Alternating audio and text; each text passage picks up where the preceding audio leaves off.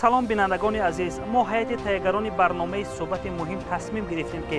дар бораи ҳаёт ва рӯзгори фарзандони фарзонаи миллат ва нақши онҳо дар муаррифии миллати тоҷик бо таърихнигори варзида профессор Усмонҷон Ғаффоров ҳам суҳбат шавем ва итминон дорем ки дар ин суҳбати мо шумо аз рӯзгор ва осори айни он нуқотеро мешунавед ки дар ҳеҷ куҷо дар ягон лаҳзаи ҳаёти худ нашунидаед. идомаи суҳбати мо дар манзили устод Усмонҷон Ғаффоров рӯи навор меояд ва умедвор ҳастем ки моро дар ин суҳбат ва дар ин барнома ҳамроҳ бошед.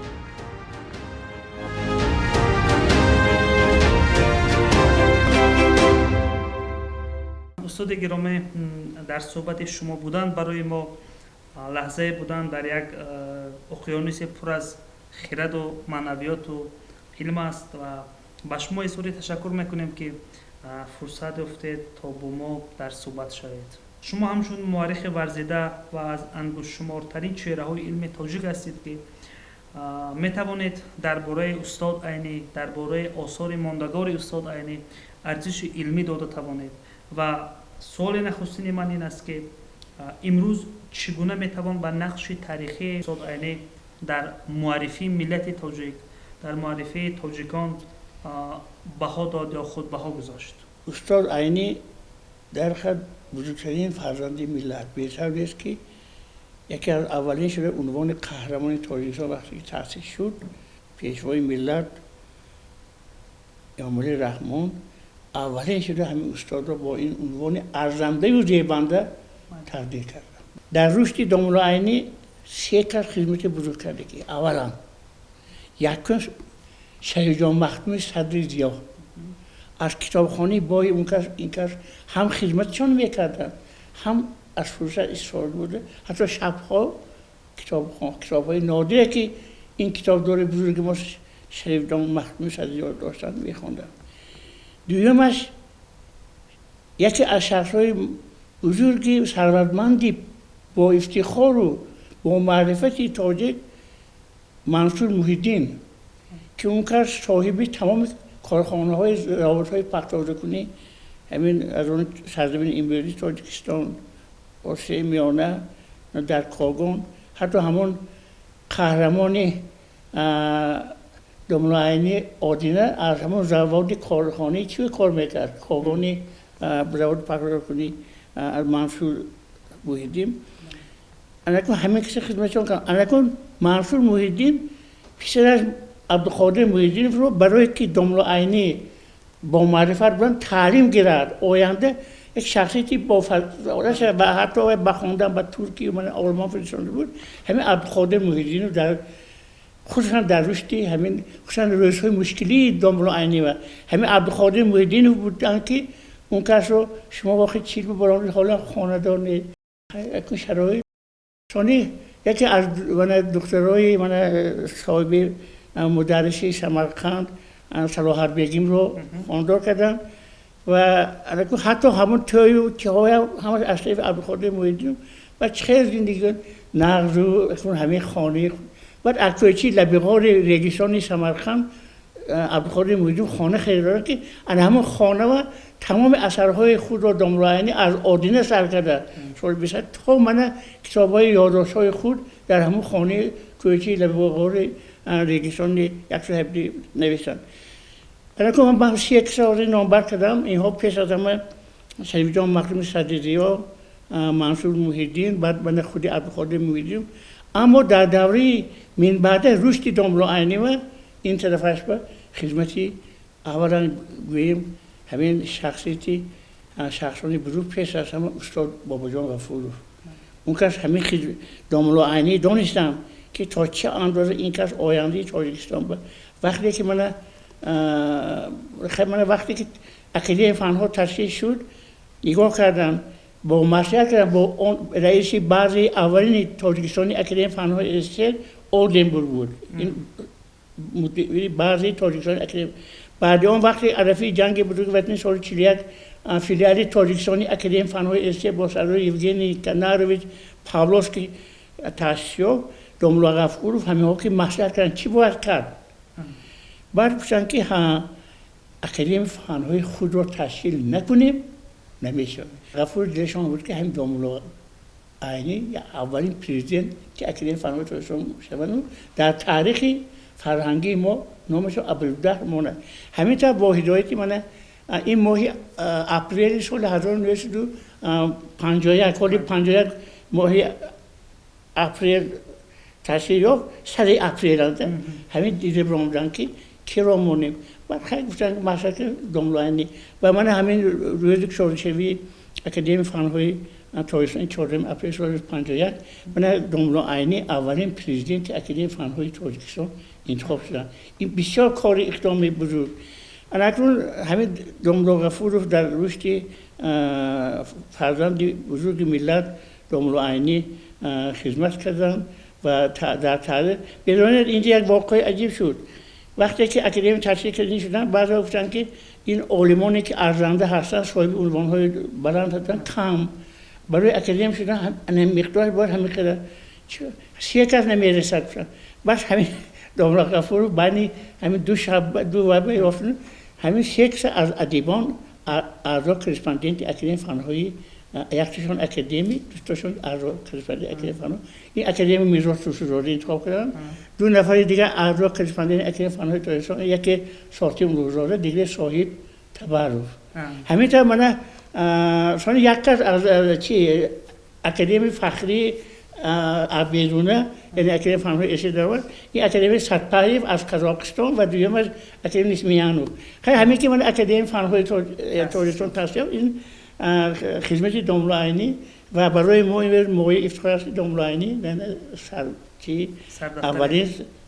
دفتر ادبیات تاجیک و اولین پرزیدنت اکادمی فنون تاجیکستان و اولین قهرمان تاجیکستان صاحب استقلال. نقش آثار استاد عینی نمونه ادبیات تاجیک در معرفی ملت ما در معرفی فرزانه تاجیک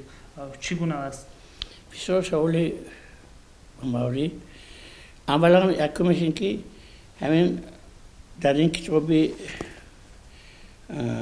محمد امینوف بسیار متخصص دکتر علم‌های فیلولوژی عینی شناسی و زمان حاضر که اولین از همین مفصل همه طرف تحقیقاتی تاریخ نمونه ادبیات تاجیک هستند. در اینجا است چون یک لحظه در همین کتاب جلال اکرامی آنچه که اثرم گذشت اینجا یک لحظه چه همین درباره نمونه ادبیات تاجیک این مشکلاتی چاپ شد. این خیلی این چقدر مبارزه بودن که این چه میشه که در نمونه ادبیات تاجیک شعری که به امیران بخارا بخشیده به جای مولانا آیتمی یادیار مهربان آیتمی بخارا سبحال درباره امیران بخارا هیچ خیلی میشه احسن گفتن در کار که انا همین نمونه ادبیات تاجیک که دوملو عینی ای که میدونید وقتی که این کتاب رو نوشتن عبدالقادر محیدینوف میگه که شما رو 2 سال ما شما آزاد میکنیم با تعمیم کنیم شما همین خیلی کنید که یک کتاب نویسید که همین مستقل بودین تاجیکان من سال 24 تقسیمات ملی دولتی شد اما تاجیکستان همچون ریسپوبلیک مستقل نبود در حیات ازبکستان بود ریسپوبلیک همین آمدن از همون خانه صدراعظم 9 تا تذکره گرفتن دوملو عینی 9 تذکره در اصل همین 9 تذکره که گرفتن نمونه ادبیات تاجیک رو چقدر آماده کردن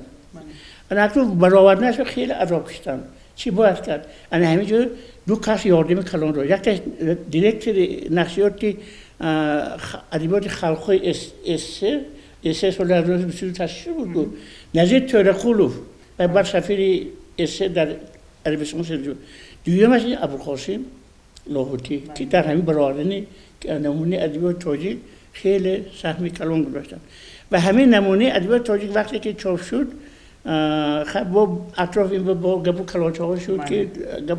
اما کلی دوملو عینی در همین اثرهای خود نوشتن که انا همین کتاب من و اون شخصانی که تأسیس‌های تاجیکستان رو نمیخواستن مهر خاموشی یعنی انا همین کتاب نمونه ادبیات تاجیک اهمیت بزرگترین آن در است که ما صاحب ادبیات قدیمه هستیم ادبیات بیش از 1000 ساله داریم از خود من در اونجا من از فردوسی رودکی و من شاعران بزرگ ادب فارسی زبانایی که حتی من نظامی دیگرای داخل کردم و این یک همین نمونه ادبیات تاجیک این در حقیقت این شناسنامه چه در یک برآمدهای خود پرزیدنت محترم امام علی رحمان گفتن این شناسنامه ملتی ما بودن. بنابراین این کتاب رو باید ما همیشه قدر کنیم و این من با معلمان مکتب‌های میانه مراجعت میکنم که در وقت تعلیم همین با در اساس موادها در اساس حجت‌ها و سندها همین اهمیت بزرگ این کتاب مقدس رو فهمونم. تشکر زیاد. خب شما اینجا از نقش استاد بابا جان غفورов در تشکل شخصیت استاد عینی یاد کردید، یعنی که سهم بسیارم نظررس داشتم و من میخواستم در همین زمینه با شما یک سوال دارم که در ردیف آثار ماندگار استاد عینی نقش کتاب تاجیکان بابا جان غفورov در شناخت ملت ما در تشکل ملت ما چگونه است؟ درست می‌دانید داملا غفورov بابا جان غفورov اون کس در مسئله احترام و نسبت داملا عینی یک صمیمیت بزرگ داشتهشون این هنوز از همون سالهای آخری 20 اولی 30 معلوم بود. ثانیاً وقتی که همین کتاب داملا عینی من علفی جنگ بزرگ وقتی روسای ادبیات و صنعت تاجیک در مسکو شد، در همین جا با داملا عینی یکی از اولین مکافات بلندی اردن لنین رو دادن و دیگرهای همه خدمت داملا غفورov بود. اکنون وقتی که همین سال 1947 کتاب داملا غفورov میبرد از تاریخ مختصر خطی به زبان تاجیکی، بعد همین کتاب سال 47 3 بار در مسکو در نشریات با نفوذ اجلاس پلیتسکریتوری مسکو 3 مرتبه این سال 49 سال 1952 و سال 1955 با هر یکی این 10,000 نسخه در مسکو چاپ شد. همین نشر یکم داملا غفورov و نویسند تقریر. این تقریر در شرق سرخ و امروز صدای چاپ میشود و میگویند که من برآمدن کتاب بابا جان غفورov تبریک میکنم، اما در برابر اون من بعضی ایرادات دارم، بعضی تکلیفات دارم. همین کتاب داملا عینی میگویند که باید تاریخ تاجیکان رو این تاریخ درست از 1000 ساله دیگه ما تاریخ قدیم داریم، همون دوره قدیم تر باید در اساس فکت‌های در اساس مبارزه های قهرمان خلق تاجیک هم طرف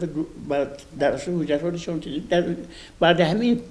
ایرادات داملا عینی رو غفورov گرفتن و من ایشان مقننه اعتبار دادن، یا که من در همین عرفه همین چی قهرمان خلق تاجیک تیمور ملیک و دیگر اثرها رو نوشتن و این همش همین که یعنی داملا عینی نسبت غفورov ایشون. اون وقتی که میدانید همین یک روز میگویند که همین استاد من شما یک التماس شما من همین ایدی نوروز مقصد کرده شده این میره مهمت سال همین چی میشه که امروز جوانان رو نمیدونن نوروز چی یا که من هفشین همین چی میشه که شما یک اساس سر کنید. همین گپی داملا عینی اشاره شد اون کس همون شب خودش صحیفه اولین کتاب یادداشت‌های سر کردن. این بسیار این تکلیف داملا غفورov و همین در همین شرایط مهیا کردن یادداشت‌های خود رو نوشتن. من جلدهای اول اما خیلی بعضی جلدهای ناتمام اون رو بعد وفاتشان ادامه دادم و این روز همین کتاب یادداشت‌های داملا عینی این در تاریخ ما یک صحیفه درست شده. چون میدانید غفورov گفتن که عموما وقتی یادداشت نویسی سر شد برای چه این گپ من گفتم عادتاً فن‌های دقیق و کانون‌های بزرگ به دست آوردم که اما فن‌های من گمانتری فن‌های جامعه شناسی این بعدی 50 بعدی 60 چی میشه برای اینکه تجربه اندازه آوردم. بعد داملا عینی که علاقه از سن سال 70 رسید بودن یادداشت اون کس به درجه بلند رسید. یا خود غفورov آخرین اصل یکی فوندامنتالی میگویند نوشته این کتاب تاجیکی بود در مسکو سال 1970 چاپ شد و هم علاقه سینی سالی چی بود از 60 برشی بودم بنابراین من با این هستم که من حاضر 75 به قدر بردم حاضر بسیار اثرهایی که حاضر من در نفقه باشم یکی وقتی خارجی ندارم همین خیالم که بسیار چیز عجایب آقای نوشته مونم برای اینکه انکون وقتش آمد مویم همین خیلی یعنی سهمی دوملو عینی در شناختی دوملو غفور این در مورد بود و بنابراین غفورов من در مسئله آموزش تاریخ خلق تاجیک همین تاجیکان اون کس در میرون این بچه بهای بلند دادن حتی من یکی از عالمان ریچارد فرای از امریکا گفت که اگر ضرورتی یگان اثرهای آید به خلقهای آسیای میانه یا عموما مشرق زمین ضرورت باشد این بیشک کتاب تاجیکانی غفورov تاجیکی غفورov این باقی خیلی کلام یا اینکه من ما در 90 سالگی بابا جان غفور در دهلی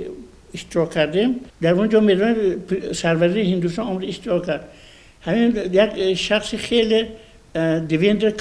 کاوشیک شاگرد بابا جان غفور زبان روسی رو نقل زبان تاجیک رو بعد که عثمان جان گفت من گفت زبان روسی که من کتاب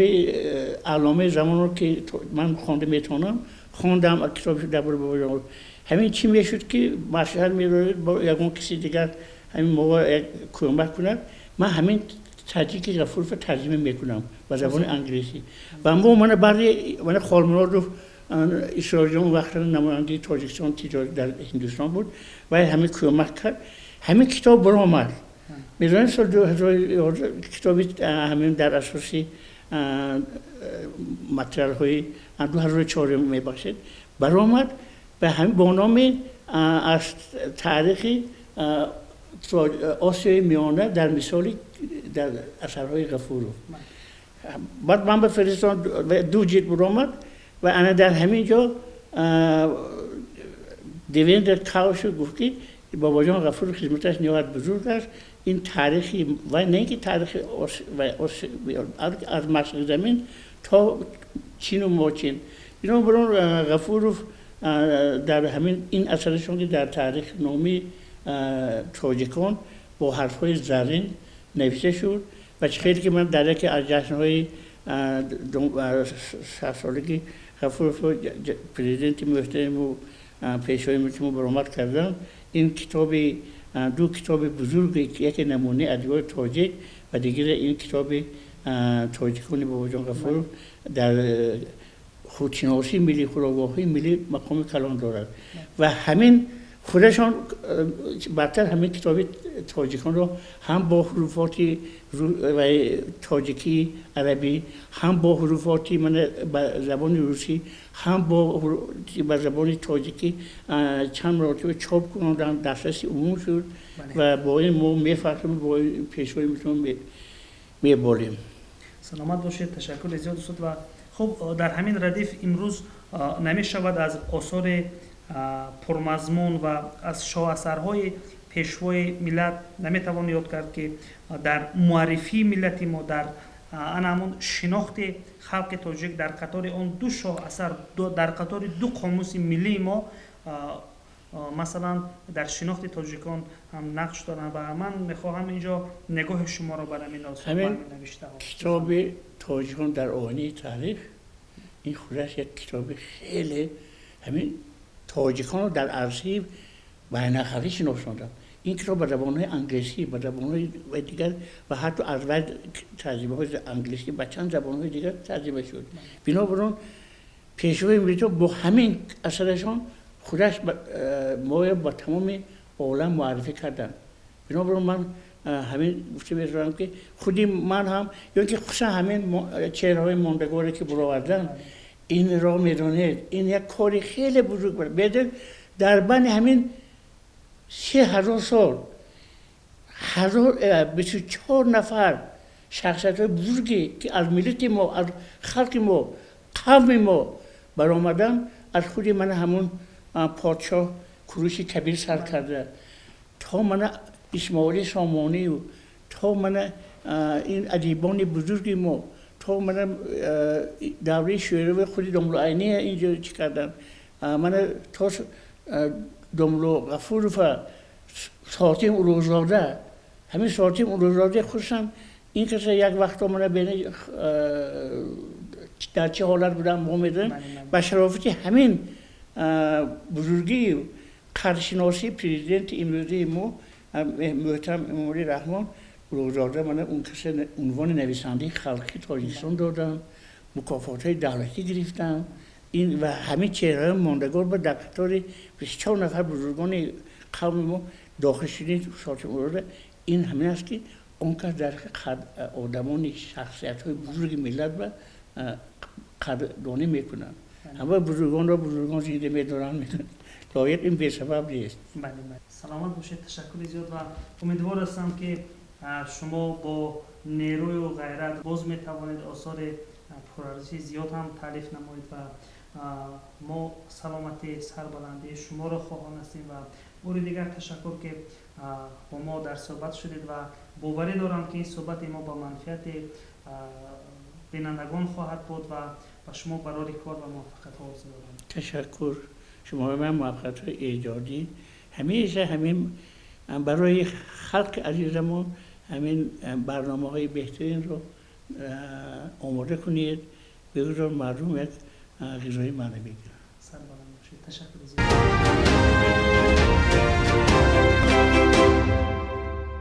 بینندگان گرامی، سریعترین معلومات، جالبترین اطلاعات و بررسی مهمترین موضوعها را تنها در برنامه صحبت مهم از شبکه اطلاعاتی جهان‌نما میتوانید دریافت کنید. پس همیشه با ما باشید.